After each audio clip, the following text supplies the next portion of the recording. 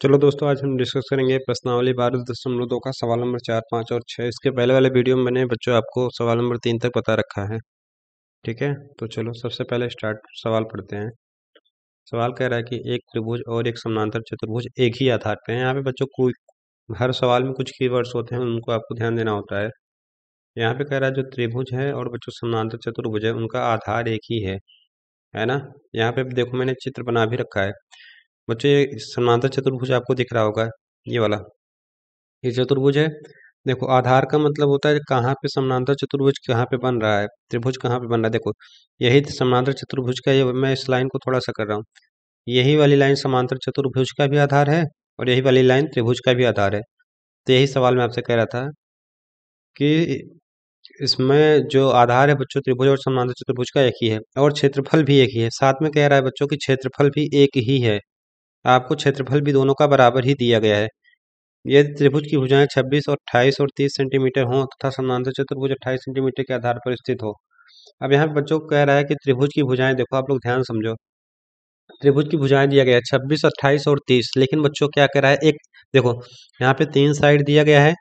इन 3 side में एक common side है। कॉमन साइड क्या है बच्चों, समांतर चतुर्भुज 28 सेंटीमीटर वाला, ये वाला देखो यही है ना। इस पे त्रिभुज भी है, समांतर चतुर्भुज भी है। वो जो यही वाला साइड जो दिया गया है वो 28 सेंटीमीटर दिया गया है। शेष दो साइड आप कुछ भी मान लो बच्चों, इसको मान लेते हैं 26, ये वाला 26 सेंटीमीटर, और ये वाला बच्चों, ये वाली साइड जो है वह मान लेते हैं बच्चों कितना है, 30 सेंटीमीटर।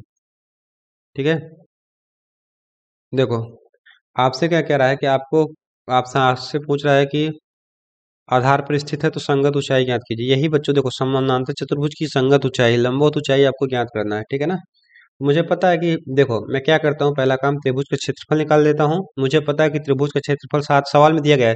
त्रिभुज का क्षेत्रफल जो है वह समानांतर चतुर्भुज के क्षेत्रफल के बराबर ही है। क्षेत्रफल एक ही है, मतलब त्रिभुज का क्षेत्रफल और समानांतर चतुर्भुज का क्षेत्रफल बराबर है। तो इस कंडीशन में करता क्या हूँ, पहले त्रिभुज का क्षेत्रफल निकाल लेता हूँ बच्चों, फिर इसी त्रिभुज के क्षेत्रफल को समांतर चतुर्भुज के क्षेत्रफल के बराबर कर देंगे। ठीक है, तो सबसे पहले त्रिभुज की 3 भुजाएं जो दिया गया है आपको उसको लिख लेना है। 30 सेंटीमीटर, बी बराबर है बच्चों 28 सेंटीमीटर, यहाँ से बच्चों सी बराबर है 26 सेंटीमीटर। यहाँ तक किसी कोई तकलीफ नहीं। अब आपको क्षेत्रफल निकालने के लिए सबसे पहले अर्धपरिमाप में आप चाहिए, तो यस बराबर क्या होता है, ए प्लस बी प्लस सी बटे 2, यही तो होता है। आप लोग बच्चों सारे वैल्यूज पुट करो, 30 प्लस 28 प्लस बच्चों 26 पूरे के बटे 2। इसको आप लोग थोड़ा सा ऐड करो, 30 और 28 मिलके बनाएगा बच्चों 58 और 26 मिलके बनाएगा 84। हो जाएगा बच्चों 84 बटे 2, काट दो, 4 दूनी 8 और 2 दूनी, सॉरी 2 चौक 8 और 2 दूनी 4। इसका मतलब बच्चों यहाँ से कितना सेंटीमीटर आ गया, 42 सेंटीमीटर। ये अर्ध परिमाप आ गया। मैं एक बार फार्मूला लिख देता हूँ, त्रिभुज का क्षेत्रफल, हेरोन्स फार्मूला से जो त्रिभुज का क्षेत्रफल होता है, अब तक तो आपको पता हो जाना चाहिए क्या होता है। बोलो बच्चों, आप लोग साथ साथ बोलो, एस, बोलो एस माइनस ए, बोलो जहाँ पे हो वहाँ पे बोलो एस माइनस बी, और क्या होगा बच्चों, एस माइनस सी। ठीक है ना। आप देखो आपको यस का भी मान पता है, यहाँ पे मैं एक मिनट थोड़ा सा हाईलाइट करता हूँ बच्चों, ये आपका यस का मान हो गया। आपको बच्चों ए का भी मान पता है, बी का भी मान पता है और सी का भी मान पता है। तो बच्चों क्या करोगे, ए के स्थान पे ए का मान, बी के स्थान पे बी का मान, सी के स्थान पे सी का मान, यस के स्थान पे यस का मान रख के अब इसको हम क्या कर लेंगे बच्चों, सिंपली हल कर लेंगे, है ना। तो यही आपका त्रिभुज क्षेत्रफल का फार्मूला होता है बच्चों। इसको मैं थोड़ा सा हाईलाइट कर देता हूँ जिससे आपको इसको, इस पे आप लोग थोड़ा सा फोकस करो। चलो अब हल करते हैं सवाल। तो यहाँ पे बच्चों जो त्रिभुज का क्षेत्रफल होगा, सारे वैल्यूज को आपको पुट करने हैं। बोलो एस के स्थान क्या रखा जाए बच्चों, 42। फिर बच्चों 42 माइनस ए के स्थान पे 30। अब आप लोग बोलो बी के स्थान क्या रखूं, 42 माइनस 28। फिर बच्चों 42 माइनस 26। ठीक है, अब आपको क्या करना है, अब आपको यहाँ से जो भी चीज़ मिलेगा इसको आपको हल कर लेना है। चलो 42 को 42 से रहने दो बच्चों। 42 में अगर 30 हटाएंगे क्या आएगा, 12। 42 में 28 हटाएंगे आएगा 14। 42 में अगर बच्चों 26 को हटाओगे तो यहाँ से आपको प्राप्त होगा 16। आपको कुछ नहीं करना है बच्चों, इन सब का मैं करता, देखो आपको पता है कि इसका वर्गमूल निकालना है, तो वर्गमूल में चीज़ें जोड़े में से बाहर निकलेंगे कि मतलब एक जोड़ा बनेगा, जैसे स्क्वायर रूट 5 गुणे स्क्वायर रूट 5, यहाँ से क्या निकल जाता है, स्क्वायर रूट केवल 5 निकलेगा। तो मैं काम करता हूँ, जो भी नंबर है ना इसको मैं जोड़े में बनाने का प्रयास करता हूँ। देखो 14 यहाँ पे है, एक बार पहले से ही है, तो मैं 42 को छोड़ तोड़ता हूँ बच्चों। 14 × 3, 14×3 = 42। तो 42 के स्थान पे इसको लिख सकता हूँ। 12 को बच्चों मैं देखो, एक काम करो, यहाँ पे हमको 3 मिल गया है, तो मुझे एक 3 और चाहिए, तो मैं 12 को लिख सकता हूँ 3 × 4, ठीक है ना। और 4 का वर्गमूल तो हम निकाल ही सकते हैं। 14 को सेम टू सेम रहने देंगे, 16 को भी सेम टू सेम रहने देंगे। बात समझ में आ रही है ना बच्चों? ऐसे आपको करना है, आपको ज़्यादा इसमें ऐसा नहीं कि आप लोग गुणा करने चला जाओ फिर करो, तो फिर वो आपको तकलीफ देगा, ठीक है। चलो, अब एक काम करते हैं, यहाँ से भाई बच्चों स्क्वायर रूट के बाहर चीज़ें निकालता हूँ। देखो यहाँ पे 1 14 2 14, जोड़े में से एक निकलेगा, तो एक 14 निकल गया। यहाँ पे 2 3 में से एक 3 निकल जाएगा। अब आप लोग मुझे बताओ बच्चों, आपको ये तो पता होना चाहिए 4 का वर्गमूल क्या होगा, 2। इसी प्रकार बच्चों 16 का वर्गमूल क्या होगा, 4। अब आपको गुणा कर लेना है बच्चों, 4 दूनी 8, 8 तिरिक 24, 24 में किसका मल्टीप्लाई करना है बच्चों, 14 का। तो आप लोग को करना क्या है कि आपके यहाँ पे मल्टीप्लाई कर लेना है, ठीक है ना। मल्टीप्लाई करने के बाद जो भी मान आएगा आपको लिख देना है। मैं ये उम्मीद करता हूँ कि आप लोग मल्टीप्लाई तो कर ही सकते हो। चलो 14, यहाँ पे कितना है, 4 दूनी 8 तिरिक 24, ठीक है ना। मैं कर दे रहा हूँ, बाकी आप लोग भी कर लेना। 14 चौका 24 चौका 96 का 6, हासिल का 9, 25 24 और 9 24, 24 और 9 बच्चों 33, ठीक है ना। तो यहाँ से जो आएगा बच्चों त्रिभुज का क्षेत्रफल, गुणा करने पे कितना है बच्चों, 336 वर्ग सेंटीमीटर। यहाँ तक बच्चों किसी कोई तकलीफ हो तो आप बोलो। यहाँ पे किसी कोई तकलीफ है नहीं, चलो आगे समझो। अब यहाँ पे देखो, हमको बच्चों हमसे सवाल में आपसे कह रहा था, आप लोग ध्यान से देखो, तो आपसे पूछ रहा था संगत ऊंचाई ज्ञात कीजिए किसकी, समानांतर चतुर्भुज की। देखो, और साथ ही साथ सवाल में कह रहा था कि इसका आधार भी एक है और साथ ही साथ क्षेत्रफल भी एक है। अब इसका मतलब जितना त्रिभुज का क्षेत्रफल आया है वही समानांतर चतुर्भुज का क्षेत्रफल होगा। इसका मतलब समांतर चतुर्भुज का जो भी क्षेत्रफल होगा, समांतर चतुर्भुज का क्षेत्रफल बच्चों किसके बराबर होगा, त्रिभुज के क्षेत्रफल के। त्रिभुज का क्षेत्रफल है तो के लिख लो, कोई दिक्कत नहीं। अब बच्चों हमको पता है समांतर चतुर्भुज का क्षेत्रफल क्या होता है, आधार गुणे ऊंचाई, यही तो होता है। तो बच्चों आधार के स्थान पे आधार का मान रख दो और ऊंचाई के स्थान पे ऊंचाई का मान रख दो। तो एक बार मैं लिख देता हूँ, आधार गुणे ऊंचाई, ठीक है, बराबर त्रिभुज का क्षेत्रफल जस्ट अभी निकाला बच्चों हम लोगों ने, कितना निकाला, 336।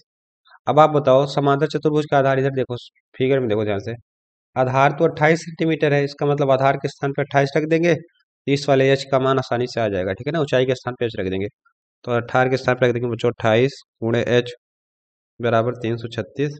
अब आपको इसको सॉल्व कर लेना है, एच बराबर हो जाएगा, ये इंटू में है, बराबर के उधर जाएगा तो 336/28 हो जाएगा। बच्चों यहाँ पे 28 14 कट जाएगा, काटने का प्रयास करो। 14 दूना 28, 5 56, 14 चौका 56, 14 दूना 28, 2 × 2 12 दूना 24। तो यहाँ से बच्चों जो एच का मान आया वह आया 12 सेंटीमीटर। यहाँ तक बच्चों किसी कोई तकलीफ नहीं, और यही आपसे सवाल में पूछ रहा था, ठीक है ना, और यही सवाल का आंसर होगा।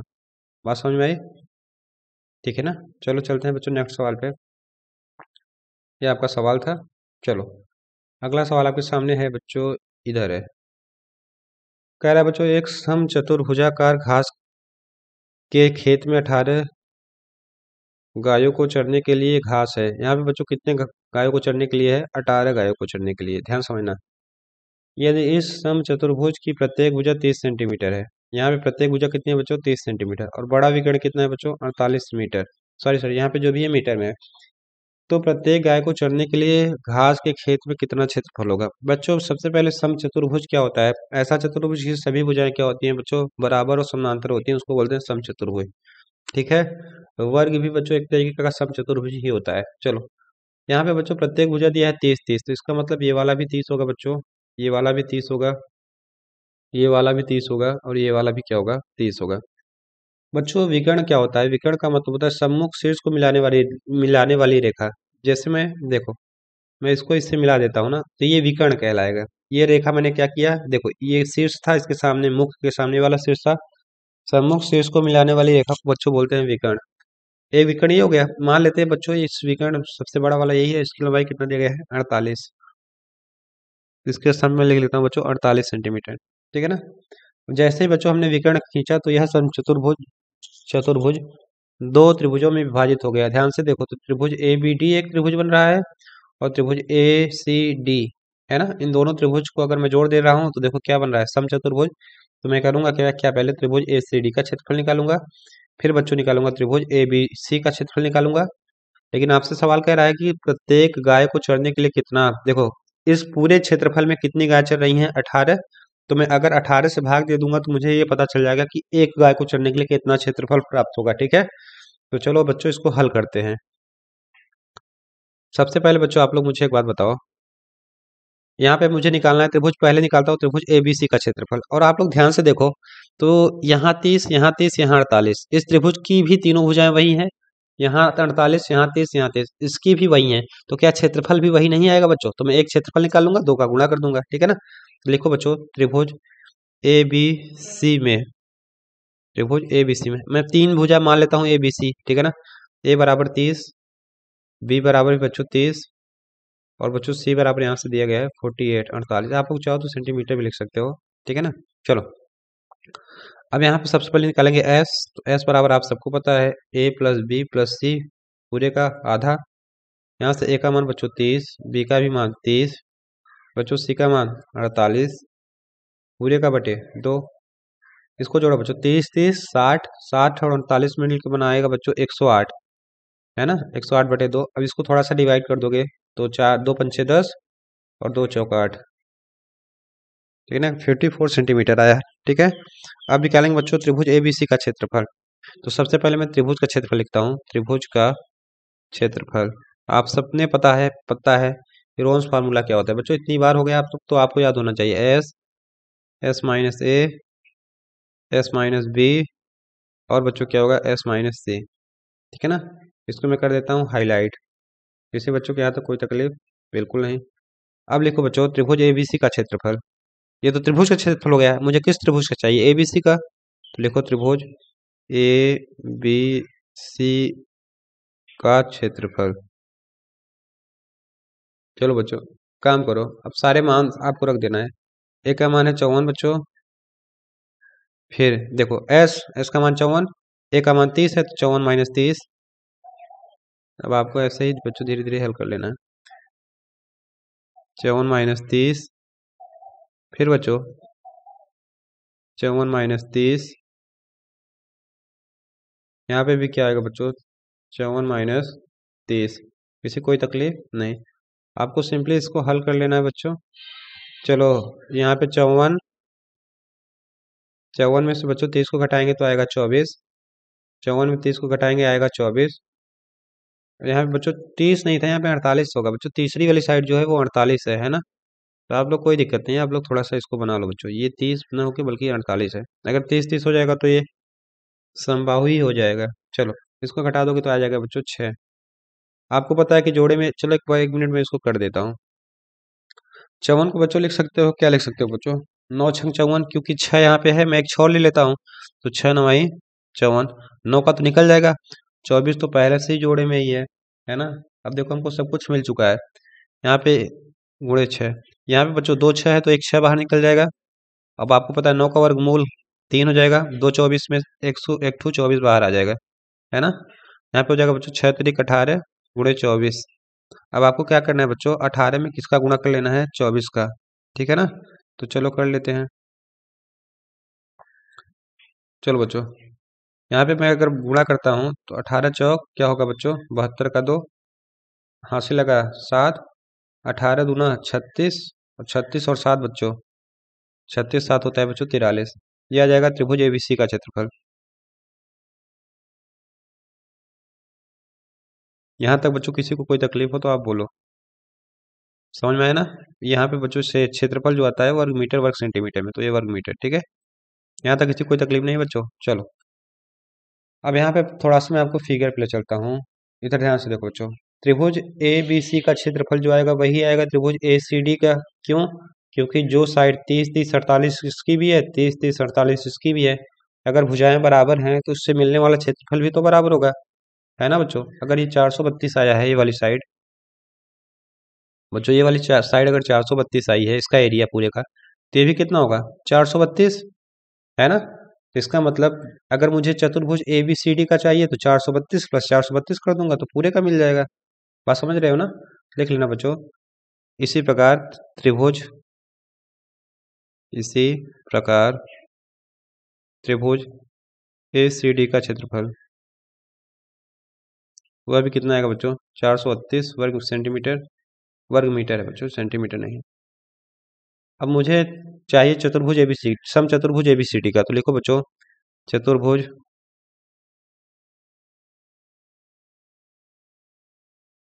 चतुर्भुज बोला है, चतुर्भुज मैंने लिख दिया।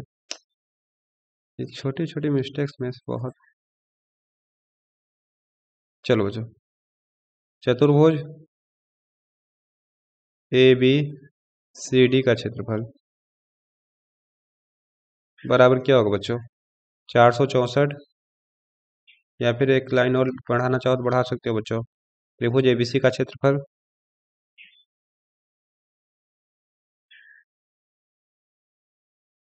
प्लस त्रिभुज ए सी डी का क्षेत्रफल। ठीक है, त्रिभुज एबीसी का क्षेत्रफल कितना निकाला बच्चों? 432। इसका भी निकाला बच्चों 432, 4 4 8 32 32 64, तो 864 वर्ग मीटर। बात समझ में आई? यह आ गया सम चतुर्भुज ए बी सी डी का क्षेत्रफल। ए बी सी डी, देखो यहाँ पे बात ये भी नहीं थी बच्चों, आपको चतुर्भुज का क्षेत्रफल तो निकाल लिया आपने, ठीक किया। अब यहाँ सवाल में कह रहा था कि बच्चों इस क्षेत्रफल में कितने गायें चढ़ रही हैं? 18। लिख लेना बच्चों, एक गाय के लिए क्षेत्र, देखो कुल 864 है, इसमें कितने गाय को मतलब चरना है? 18। तो मैं अगर 18 से भाग देते देता हूँ तो मुझे पता चल जाएगा कि एक गाय के लिए कितना क्षेत्रफल मिलेगा। ठीक है, बात समझ में आई? चलो लिखना बच्चों यहाँ पे, एक गाय के लिए क्षेत्र प्राप्त क्षेत्रफल बराबर एक गाय के लिए प्राप्त क्षेत्रफल बराबर कुल क्षेत्रफल। अब देखो कुल क्षेत्रफल बटे में क्या करेंगे? गायों की संख्या, यही तो होगा, गायों की संख्या। चलो बच्चों आप लोग बताओ मुझे, कुल क्षेत्रफल जस्ट अभी निकाला, कितनी है? 864। अब बच्चों गाय कितनी है? 18। तो यहाँ पे बच्चों एक गाय के लिए जो क्षेत्रफल होगा 464 में 18 से भाग कर दो, 18 चौक 72, कितना बचा बच्चों? 14, 18 अट्ठे 144। तो बच्चों एक गाय के लिए जो प्राप्त होगा क्षेत्रफल वो कितना होगा? एक गाय के लिए प्राप्त क्षेत्रफल मतलब बच्चों उस पार्क में, उस सम चतुर्भुजा पार्क में एक गाय के लिए कितना मिलेगा बच्चों हमको चरने के लिए? मतलब एक गाय के हिस्से में कितना क्षेत्रफल आएगा? 48 सेंटीमीटर। और बच्चों यही सवाल का क्या होगा आंसर?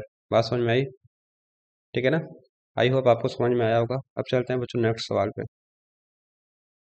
चलो बच्चों एक मिनट थोड़ा सा, चलो चलते हैं नेक्स्ट सवाल पे। बच्चों ये सवाल आपके सामने है, दो विभिन्न रंगों के कपड़ों के 10 त्रिभुजाकार टुकड़ों को सीकर एक छाता बनाया गया है। देखिए आकृति में इसमें।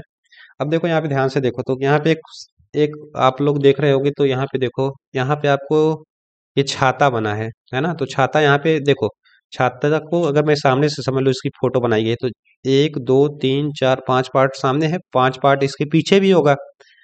आपसे सवाल में कह रहा है बच्चों छाते में प्रत्येक रंग का कितना कपड़ा लगा है? प्रत्येक रंग का। अब ये बताओ बच्चों, ऐसे समझो, मैं छाते से नहीं आपको थोड़ा सा रंगोली रंगोली समझाता हूँ बच्चों। मान लो ये आपकी कोई रंगोली है, वृत्त बढ़िया नहीं बनाए।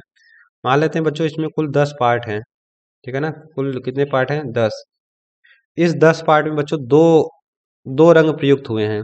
मैं मान लेता हूँ एक लाल हुआ है, एक नीला हुआ है, या फिर एक सफेद हुआ है, एक नीला हुआ है ना? तो ये बताओ बच्चों कि देखो अगर कुल 10 भाग हैं तो 5 भाग लाल, मतलब 5 भाग पे लाल कलर हुआ होगा, 5 भाग पे सफेद कलर हुआ होगा, या फिर जो भी दूसरा कलर हुआ है वो हुआ होगा।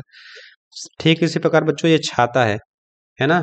इसमें कुल कितने टुकड़े हैं? 10 त्रिभुजाकार टुकड़े हैं, और इन 10 त्रिभुजाकार टुकड़ों को एक छाता बनाया गया है। साथ ही साथ बच्चों इसमें दो रंग यूज हुए हैं। आपको बताना है कि प्रत्येक रंग कितना, मतलब प्रत्येक रंग का कितना क्षेत्रफल, मतलब कितने क्षेत्रफल पे पर्टिकुलर एक रंग का यूज हुआ है। ठीक है ना? तो सबसे पहले मैं एक त्रिभुज का क्षेत्रफल निकाल लेता हूँ बच्चों। मुझे पता है कि 5 टुकड़ों, प्रत्येक कलर के 5 टुकड़े हैं, तो अगर मुझे प्रत्येक कलर के टुकड़े का क्षेत्रफल निकालना होगा तो त्रिभुज के क्षेत्रफल में 5 का मल्टीप्लाई कर दूंगा। बात समझ में आ रही है ना? चलो, तो सबसे पहले मैं यहाँ पे ए बी सी का मान लिख लेता हूँ बच्चों। ए का मान है 50, बी का मान है बच्चों 20 और सी का मान बच्चों है 50। ठीक है ना, 50 सेंटीमीटर। अब हमको सबसे पहले बच्चों त्रिभुज का क्षेत्रफल निकालने के लिए अर्ध परिमाप निकालना पड़ेगा। तो आप लोग लिखो बच्चों एस बराबर ए, या फिर मैं पहले एक फार्मूला एक बार लिख देता हूँ, A plus B plus C divide by 2। 50 plus 50 plus 20 divide by 2। 50 50 100 भागे 120 डिवाइड बाई 2 बराबर कितना है बच्चों? 60 सेंटीमीटर। एस का मान कितना गया? 60। अब हमको पता है कि त्रिभुज का क्षेत्रफल जो होता है वह क्या होता है बच्चों? त्रिभुज का क्षेत्रफल जो होता है वह होता है एस, एस माइनस ए, एस माइनस बी, और क्या होता है बच्चों? एस माइनस सी। आप सबको आपके सामने मान पता है बच्चों। एस का मान क्या निकाला मैंने? 60। तो यहाँ पे रखो 60, 60 माइनस 50। ए का मान, बी का मान 20 है तो बी के स्थान पर रख दो 20। 60 माइनस 20 बच्चों, सी का भी मान 50 है तो 60 माइनस 50। यहाँ तक किसी कोई तकलीफ नहीं? चलो बच्चों, यहाँ पे 60, बच्चों 60 में 50 को घटाएंगे आता है 10, फिर 60 में 20 को घटाएंगे आएगा 40, और फिर बच्चों 60 में 50 को घटाएंगे आएगा 10।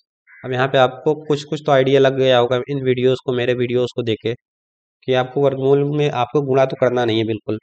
देखो यहाँ पे 40 है, इसको भी मैं ब्रेक डाउन कर सकता हूँ, या फिर एक काम करो, अगर मैं 60 को लिखना चाहूँ तो 20 गुणे 3 लिख सकता हूँ, 20 3 60। 10 2 तो पहले से है 10, इसको भी मैं इसके साथ लिख देता हूँ। 40 को मैं लिखना चाहूँ बच्चों 20 गुणे 2 लिख सकता हूँ। अब देखो क्या क्या जोड़ा बन रहा है। एक 20, मतलब देखो एक 20 यहाँ पे है, एक 20 यहाँ पे, तो जोड़े के से अगर निकालेंगे बाहर वर्गमूल के तो एक ठू बाहर निकल जाएगा। 2 ठू 10 है बच्चों, एक ठू 10 निकल जाएगा। क्या नहीं निकल पा रहा है? किसका जोड़ा नहीं बन रहा है? 2 और 3 का। तो यहाँ रहने दो बच्चों 2 और 3। 20 धामा 200 और 2 तिहाई 6 वर्ग सेंटीमीटर। बच्चों यह आ जाएगा त्रिभुज का एक भाग का क्षेत्रफल। एक भाग का क्षेत्रफल। बात समझ में आई? लेकिन बताओ बच्चों प्रत्येक कलर के कितने भाग होंगे? 5। तो लिख लेना बच्चों, प्रत्येक, यहाँ पे आपको लिखना है प्रत्येक भाग का कुल क्षेत्रफल। प्रत्येक भाग मतलब प्रत्येक रंग का कुल क्षेत्रफल कर लो। भाग तो एक ही होगा ना। प्रत्येक रंग का कुल क्षेत्रफल। आप लोग मुझे बताओ बच्चों, कुल 10 भाग हैं। कुल देखो 200 रूट 6, कुल 10 भाग हैं। 10 में देखो 5 5 है, ऐसे समझो। 5 लाल होगा तो 5 पीला होगा। अगर मुझे लाल वाला निकालना है या फिर पीला वाला निकालना है तो मैं एक भाग का क्षेत्रफल में 5 का मल्टीप्लाई कर दूंगा, है ना। तो 5 दूनी 10, तो हो जाएगा बच्चों 1000 रूट 6 वर्ग सेंटीमीटर। बस समझ में आई? और यही आपका सवाल का आंसर होगा। किसी बच्चे को कोई तकलीफ हो तो आप बेझिझक बोल सकते हो, ठीक है बच्चों। इस वीडियो में इतना ही रखते हैं, मिलते हैं नेक्स्ट वीडियो में, तब तक के लिए आप सबका बहुत बहुत धन्यवाद।